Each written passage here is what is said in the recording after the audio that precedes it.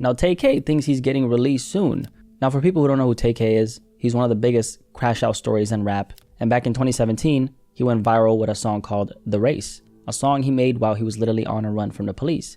And that's what made this entire story so crazy. Because to the internet, Tay-K became this teenage outlaw figure. He was young, he was rebellious, he was reckless, and he was a criminal, right? A bunch of rappers were shouting him out. People were yelling, "Free Tay-K." And for a lot of people online, the whole thing almost became entertainment. But the reality behind all that was way darker. This wasn't just some rapper going viral because he said something controversial or because he had a hot record. This was a teenager facing real criminal cases, real victims, real families behind his name, and consequences that were going to follow him for the rest of his life. And recently, Tay-K's name started going viral again. Yesterday, one of his family members posted a clip where it sounded like his lawyer was on a phone saying everything was set and final and that more details would be coming in the next few weeks. Then in the background, you can hear somebody asking what details he's talking about. And Tay-K's sister appears to say something along the lines of, "Your son is coming home," talking about her brother. Now, personally, I don't want to spoil my opinion, but I don't really believe that. But let's actually check out the clip, okay? Easier. So everything's set and final, and in the next few weeks, I'll keep you posted with the details. Okay, I appreciate it. It's a pleasure. Congratulations again. I'll speak with you soon. Thank you. All right, have a good one. What are you talking about? Your son coming home. Girl. Yo, what's son coming home? Yo, did you hear what she said in the background? Your son coming home.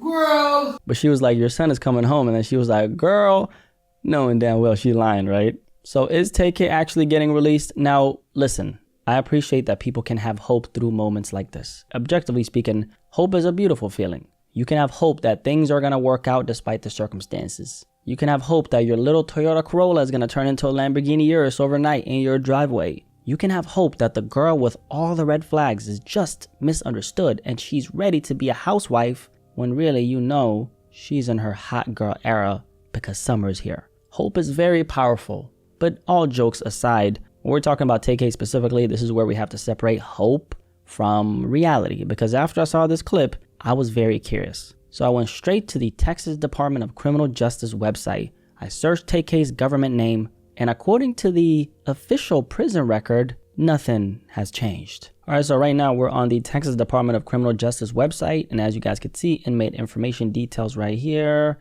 and that's Tay-K's government name. Race, black, gender, M, man, age 25. Maximum sentence date, 2099, August 8. Okay, and he's currently locked up in a facility called Connolly. And it says right here, his projected release date is 2099, August 8.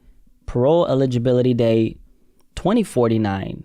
Okay, looks like August 7th. Okay, so Tay-K, like nothing has absolutely changed here. He's still gonna be behind bars from what we can see. However, right here it does say information provided is updated once daily during weekdays and multiple times per day on visitation days. So right now, as I'm recording this, it is actually a Saturday actually. So maybe on Monday, this is gonna change. It's gonna say, I don't know, 20, might say 2095 or something. I don't really know, right? So I guess we'll see. But right now, the information on the Texas Department of Criminal Justice, okay, according to their inmate information details, nothing has changed. So that's what it is. So is he getting released anytime soon? Well, according to the official record, which basically says he's not, okay? That boy's still very much in prison and he's going to be in prison for a little while. Now, could there be something happening legally behind the scenes? Maybe. Could his family maybe be talking about some kind of appeal, a motion, a sentence issue, or some kind of legal update his lawyer is working on? His lawyer did sound pretty confident on that phone, okay? That's possible. Sometimes people who have been convicted still have legal options after the fact. But based on what is publicly listed right now, there's nothing on the official record that suggests Tay-K is about to walk out anytime soon. And to understand why this whole conversation sounds so ridiculous to a lot of people, you have to understand how Tay-K even got here.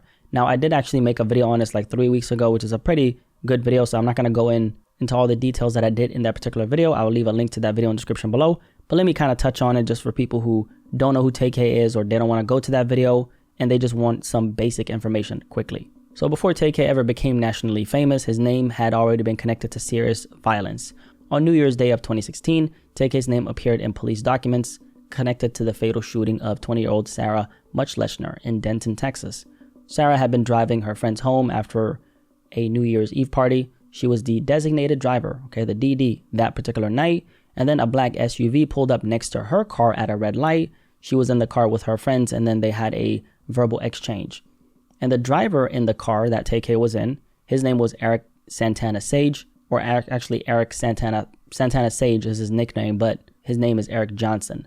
But he actually ended up opening fire on this car that Sarah and her friends were in. And then Sarah was unfortunately shot. She crashed her vehicle and then died. Now, to be clear, Tay-K was not the shooter. However, he was mentioned in official documents as someone connected to that vehicle that night. So he was inside the car. Now, Eric Johnson, the guy who killed this poor young woman, right? He was later found guilty of murder and sentenced to 44 years in prison. But that was the first time Tay-K's name ever showed up in a murder investigation, and it would not be the last. A few months later, in July 2016, Tay-K was involved in a home invasion robbery in Mansfield, Texas that left 21-year-old Ethan Walker dead. Ethan Walker was a young father with a daughter, a family, and a life that extended way beyond whatever happened in that house that night. And that's the part that sometimes get lost when people talk about people like Tay-K and his story, like it's just some viral thing on the internet that's disconnected from reality. But there was an actual person and actual people on the other side of all this shit, okay? Now, according to reporting on the case, this was a planned armed robbery. Several female suspects had gone to the house earlier that night as part of the setup. Be careful, fellas. And when they returned later, one allegedly unlocked the front door so the armed male accomplices could enter. This was a setup, right? And then those men entered the house and they demanded phones, cash, and drugs. Shots were fired. Ethan Walker was hit and later died at the hospital. Another man inside the house was also shot, but he survived. Several people were eventually charged in this particular case, and Tay-K was one of them. And Tay-K was actually only 16 years old at the time. So even though Tay-K was not accused of being the trigger man in that case, prosecutors still argue that he was part of the robbery that led to the death of Ethan Walker. So while that case was pending, Tay-K was placed on house arrest, and this is where the story takes the turn that made him infamous. Instead of showing up to court and facing the situation, Tay-K cut off his ankle monitor and ran. And he didn't exactly run quietly either. He put up this tweet right here and said, F this house arrest shit, I think. And then he said F12. So fuck the police, right? They're gonna have to catch me on hood. Which is one of those moments when you kind of look back and realize that was not a tweet. That was a statement. That was a confession of bad decision making. So while Tay-K was on a run, he filmed a song called The Race, a song where he was basically rapping about running from the police. Well, actually running from the police in real life. He was a wanted fugitive and there was a manhunt for him. And when that song dropped, it exploded and it became really popular in hip hop. In the music video, he was posted up with his own wanted poster. And the song eventually hit the Billboard Hot 100. A bunch of rappers showed him love and people were saying free Tay-K, and that became a whole movement. And for a lot of people, the whole thing became this viral internet story about a teenage rapper outrunning the system. But behind the memes, behind the music videos, and behind the free Tay-K movement, there were families who had like their entire lives destroyed. And while Tay-K was on a run from the Ethan Walker case, prosecutors say he got involved in another deadly situation, this time in San Antonio on April 23rd, 2017. Mark Anthony Saldivar was found fatally shot at a Chick-fil-A across from North Star Mall. Mark was a young Hispanic photographer from San Antonio with talent, a camera, and a whole future ahead of him. But according to prosecutors, the whole situation allegedly stemmed from a dispute over his photography equipment. Witnesses described a chaotic scene near the spot where he got killed, and people were fighting inside a black car. That's what these witnesses were saying. And then one witness said she saw a passenger in the front seat holding a gun. Another witness said she saw a Hispanic male get pushed out of the vehicle before jumping onto the hood of the car and stomping on the windshield. Then, according to testimony, the passenger leaned out and shot him. Prosecutors argued that Tay-K robbed Mark Saldivar of his camera gear, shot him, and then he took off. And that is the case that eventually led to Tay-K's 80-year sentence. Now, Tay-K's defense didn't just sit there and accept the state's version of events. His lawyer pushed back hard. Their argument was basically, yes, Mark Saldivar was killed. Yes, there was an altercation. But according to the defense, almost everything else was built on assumptions, guesswork, and testimony from people who had their own reasons to blame someone else. They argue that the state could not prove Tay-K was the shooter. They argue that the state could not prove a robbery actually happened. And they argue that a lot of the case relied on people who were either inside the car or connected to the situation, meaning they had a vested interest in making sure the blame did not land on them. In other words, the defense was saying Don't just take the prosecution's version of the story because it sounds clean. Look at who's telling the story. Look at what they may have gotten in exchange. Look at what evidence was actually tested, and look at what the state can prove beyond a reasonable doubt. One of Tay-K's lawyers also focused on the physical evidence. There was a spent shell casing found in the vehicle. There was a gun connected to one of the co-defendants, and according to the defense, there was an issue with how long it took for certain evidence to be compared and tested. So their whole point was that this case was not as simple as Tay-K shot him and that's it. They wanted the jury to see holes in the investigation. They wanted the jury to question the witness or the witness says. They wanted the jury to question whether this was really a robbery murder, the way the prosecution was describing it. But in the end, the judge and the jury did not agree with the defense, and they heard the evidence, rejected the defense argument, and found Tay-K guilty. And when it came time for sentencing, the jury gave him 80 years in prison. 80 years in prison, okay? And the judge at the time addressed Tay-K directly, and what made that statement interesting is that the judge did acknowledge Tay-K's background. She talked about him being young when these offenses happened. She talked about his rough childhood. She talked about his parents not being good parents. She even mentioned Child Protective Services and basically questioned how society failed him before all this happened. I don't know where your mom is. Don't know where your father is. I know that you had a rough childhood.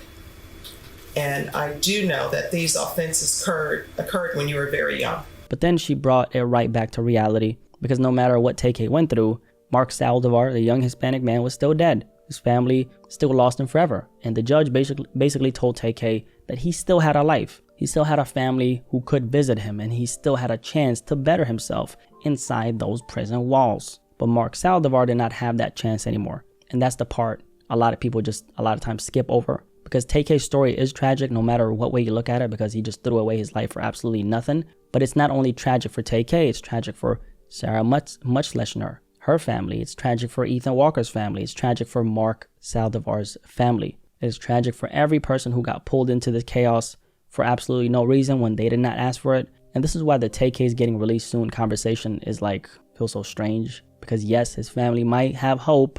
Yes, they might believe something has happened legally. Yes, maybe his lawyer is working on something that we do not know about yet. And he did sound mighty confident, but from what we can actually see publicly, the official record says something completely different. Now, I mentioned an appeal earlier, and interestingly enough, in the robbery case that turned deadly, the one involving the young father, Ethan Walker, Tay-K's co-defendant, the actual trigger man, the guy who pulled the trigger during that robbery, his name is Letharian Merritt,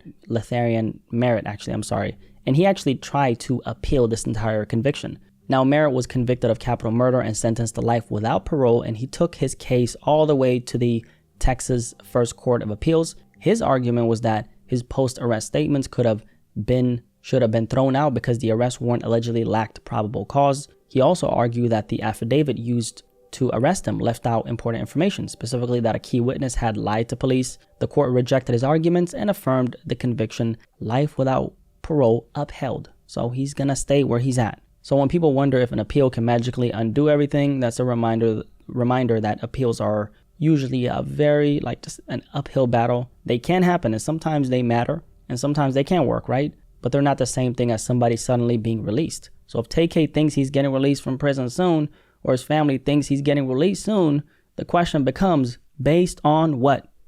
I'm Michael Jackson. Based on what? You feel me? Because unless something major changes legally, Tay-K is not walking out anytime soon. It is what it is. And honestly, that's what makes this story so wild. At one point, this was a teenager who actually had some type of... Tay-K got a few good songs. I think so, right? So he had some type of talent. And he did have attention, but for the wrong reasons. And he did have a song that the whole internet and hip-hop specifically was listening to. So he had a viral moment. Every young rapper dreams about that, right? But he got it in the worst way possible. He didn't go viral because he had the best rollout or he made a song that was touching emotionally. He went viral because he was running from the law. And when you build your fame around real life destruction, eventually real life catches up. So the internet can turn anything into a joke. The internet can turn a fugitive into a meme and put him on a pedestal and whatnot. The internet can turn free Tay-K into a trend, but a judge is not a comment section. A courtroom is not Twitter, okay? And prison time does not disappear just because people online fuck with the song. It is what it is. So maybe his family has hope, and maybe Tay-K himself believes there's still a way out. But according to the official record, Tay-K's freedom is still extremely far away. And unless something major changes, this is not a he's coming home soon story, okay? Like, it's not gonna happen. This is a reminder that the choices you make as a teenager can follow you for the rest of your life. Now, this kind of reminds me of another situation we've been talking about, which is the Sean Gathright story. And obviously there are differences here. I mean, Sean, from what we know, was never really about that life and practically had everything going for him.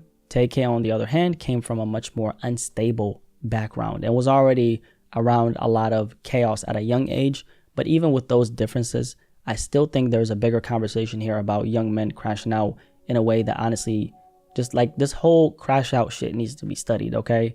Because at some point you have to ask, why? Why are so many young men throwing away their entire future for moments that don't even last? Like, seeking validation in this way can quite literally ruin your entire life. And I know a lot of people like to bring up Tay-K's background, and I get it. I'm not saying childhood trauma and what happens to you as a kid doesn't matter. It absolutely does. But if we're going to use the background as the reason for why he did this, for why someone ends up in this kind of situation, first of all, you probably been through a lot of shit. Were you out here catching bodies and doing a bunch of crazy shit? No. Also, how do we explain someone like Sean Gathright? Because Sean wasn't raised like Tay-K. He wasn't known as some hard street dude. From the outside looking in, he had a lot going for him. He was a sweet little boy, right? And yet he still ended up in a situation where he was sliding. And he basically threw away his entire life. So at some point, I feel like people make too many excuses when it comes to this crash out mentality. Because no matter what your background is, throwing your life away is still throwing your life away.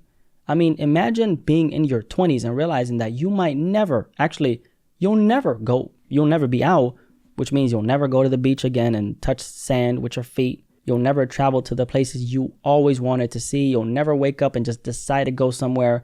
You'll never sit in your own car, never build a normal family life, never experience basic freedom again, no matter how you look at it. That is devastating, right?